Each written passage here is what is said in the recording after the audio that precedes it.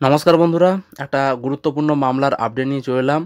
তো আজ 15 জানুয়ারি একটা গুরুত্বপূর্ণ মামলা শুনানি ছিল, যেটা হচ্ছে প্রাথমিকে পঞ্চম শ্রেণী নিযুক্তকরণ মামলা। তো সেই মামলার কি রায়দান করা হলো, বিচারপতি অভিজিৎ গাঙ্গুলি কেন এই মামলাটা থেকে সরে গেলেন এবং পরবর্তীকালে কি পদক্ষেপ নিতে চলেছে প্রার্থীরা, তো সমস্ত কিছু তোমাদেরকে জানিয়ে দেবো আজকের এই ভিডিওটিতে।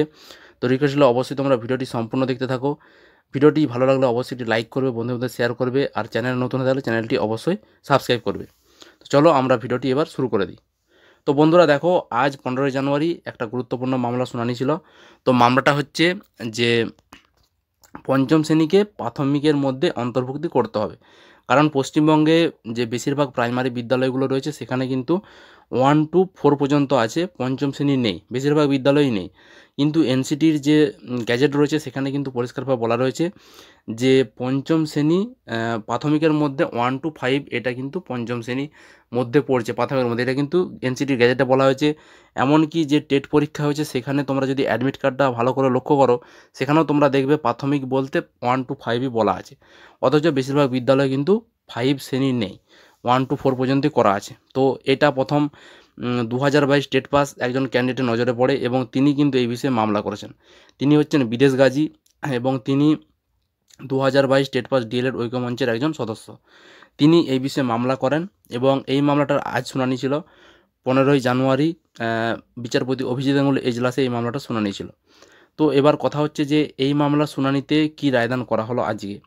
তো বন্ধুরা দেখো, এই মামলাটা যখন শুনানি হয় তখন বিচারপতি অভিজিৎ গাঙ্গুলি জানান এই মামলাটা তিনি শোনেন এবং শোনার পর তিনি বলেন যে এই মামলাটার পেছনে বড়সড় মাথা রয়েছে, বড়সড় স্বার্থ রয়েছে। তো সেই জন্য তিনি এই মামলাটা শুনবেন না।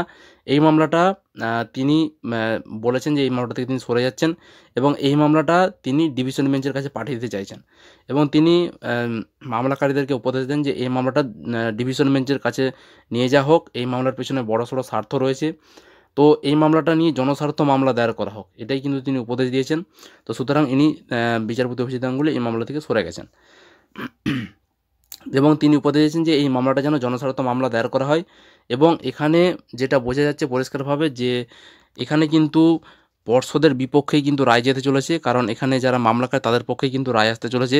এখানে কিন্তু মামলাটা থেকে পরিষ্কার বোঝা যাচ্ছে, কারণ মামলাকারীরা যেটা দাবি জানাচ্ছে যে 1 to 5টা এটাই কিন্তু এলিমেন্টারি এডুকেশন, এখানে কিন্তু বাধ্যতামূলক শিক্ষাদান করা হয়, এটা কিন্তু এনসিটির গ্যাজেটেও বলা আছে। কিন্তু তা সত্ত্বেও পর্ষদ কিন্তু এই 5টাকে নিযুক্তকরণ করেনি, এটা কিন্তু অনেক দিন ধরেই কারো নজরে পড়েনি, এইভাবেই চালিয়ে যাচ্ছিল। তো এবার কিন্তু এটা মামলা করা হয়েছে, তো এই মামলাটাতে জেতার সম্ভাবনাই বেশি রয়েছে। তো সেই জন্যই বিচারপতি অভিজিৎ গাঙ্গুলি উপদেশ দিয়েছেন যে যেন এই মামলাটাকে জনস্বার্থ মামলা হিসেবে ডিভিশন বেঞ্চের কাছে মামলাটা দায়ের করা হয়। তো সেই জন্যই এবার পরবর্তীকালে কি হতে চলেছে, তো দেখো, যারা মামলাকারী তারা কিন্তু জানিয়েছে যে তারা ডিভিশন বেঞ্চে পরবর্তীকালে দ্বারস্থ হবে, ডিভিশন বেঞ্চে যে মামলাটা নিয়ে যাবেন এবং যতদূর তাদেরকে যেতে হয় ততদূরই কিন্তু যাবেন, এমনটি কিন্তু দাবি জানিয়েছেন 2022 স্টেট পাস ডিএলএড ঐক্যমঞ্চের তরফ থেকে। তো সুতরাং পরবর্তীকালে এই মামলাটা কিন্তু ডিভিশন বেঞ্চের কাছে যাচ্ছে এবং এই বিষয়ে যতদূর জানা যাচ্ছে যে মামলাকারীদের পক্ষেই কিন্তু রায় আসার সম্ভাবনা রয়েছে।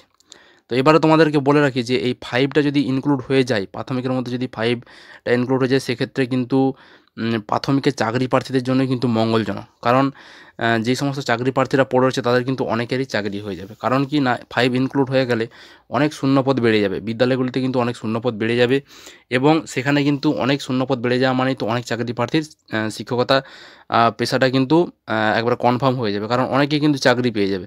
তো এই মামলাটা কিন্তু জেতাটা অবশ্যই জরুরি চাকরি প্রার্থীদের কাছে। তো সেই জন্যই 2022 স্টেট পাস ক্যান্ডিডেটরা কিন্তু এই মামলাটার গুরুত্ব বুঝেই কিন্তু মামলাটা দায়ের করা হয়েছে এবং এই মামলাটার জন্য কিন্তু গুরুত্ব সহকারে মামলাটাকে দায়ের করা হচ্ছে, যাতে এখানে কিন্তু মামলাকারীদেরই জেতার সম্ভাবনা 100%, এটা কিন্তু পরিষ্কারভাবে উল্লেখ করা হচ্ছে, পরিষ্কারভাবে দেখা যাচ্ছে।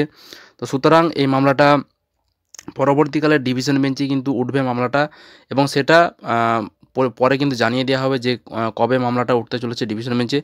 তো আজকে ছিল এই আপডেটটি। তো ভিডিওটি কেমন লাগলো অবশ্যই তোমরা কমেন্ট বক্সে কমেন্ট করে জানাও। ভিডিওটি ভালো লাগলে অবশ্যই লাইক করে বন্ধুদের শেয়ার করবে। তো আজকের মতো পর্যন্তই, ধন্যবাদ।